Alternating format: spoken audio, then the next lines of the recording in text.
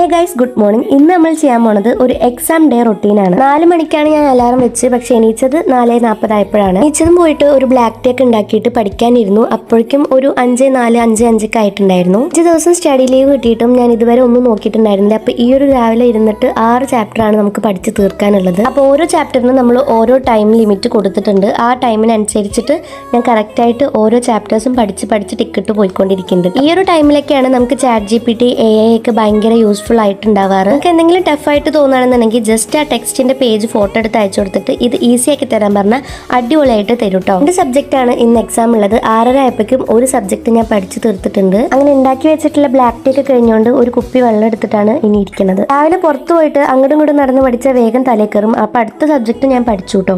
അതിൽ 3 ചാപ്റ്റർ ഉണ്ടായിരുന്നുള്ളൂ, അത് ഞാൻ വേഗം തീർത്തു. അങ്ങനെ ഞങ്ങൾ കോളേജിലേക്ക് നടന്നുകൊണ്ടിരിക്കുകയാണ്. നടക്കുമ്പോൾ റോട്ടിലിരുന്ന് പഠിക്കുന്ന സൈലാനെയാണ് നിങ്ങൾ ഈ കാണുന്നത്. എല്ലാവരും പഠിക്കുന്ന പേരിൽ ടൂറിന്റെ കാര്യങ്ങളൊക്കെ പ്ലാൻ ചെയ്യാണ്. ഇവളുടെ ടെൻഷൻ കണ്ട ഫൈനൽ എക്സാം ആണെന്ന് തോന്നും. അങ്ങനെ ഞങ്ങൾ ഒരു എക്സാം എഴുതി ഇറങ്ങിയിട്ടുണ്ട്. എക്സാം ഭയങ്കര സിമ്പിൾ ആയിരുന്നു. അടുത്ത എക്സാമിനുള്ളത് പഠിക്കാനെന്നുള്ള പേരിൽ ഭയങ്കര വർത്താനായിരുന്നു. പിന്നെ പഠിക്കലൊന്നും ഉണ്ടായിട്ടില്ല. 2 എക്സാമും അടിപൊളിയായിരുന്നു. അപ്പോൾ ഇനി നാളത്തെ എന്താവുമെന്ന് നാളെ കാണാം. അപ്പൊ ഇത്രയുള്ളൂ, ബാക്കി പിന്നെ.